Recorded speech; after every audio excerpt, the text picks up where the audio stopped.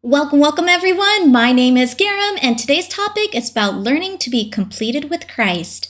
Let's get started.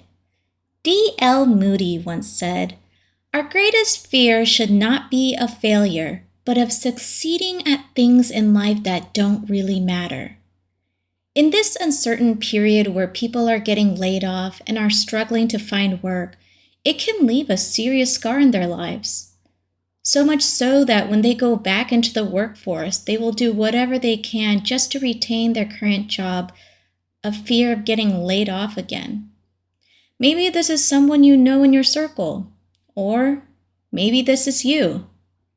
Or have you ever found yourself wanting to be really good at something, but then in the busyness of trying to be good at it, you put everything else aside, like your family, friends, spending time with God, projects that God has called you to do? When we strive to do things in our own strength, that's when fear and doubt arises, which leads to feelings of complacency. What we are actually struggling with is perfectionism. And I'm not talking about striving to be a CEO of a multi-billion-dollar company or having the best body or having the most followers. I'm talking about striving to be ideal or to have an ideal experience based on what you think will lead towards acceptance. When we feel those moments of complacency, that is our signal to surrender what we are going through and ask God to help us through it. The Bible talks about perfectionism, and it's not about attaining a blemish-free life. Biblical perfectionism means to be completed with Christ. And when you see it from this angle, it totally makes sense how we cannot do anything without Christ. Dallas Willard once said, "Grace is God acting in our lives to do what we cannot do on our own." Grace is for every second of every hour of every day. Grace is power for living well today. Here are some Bible verses to reflect on.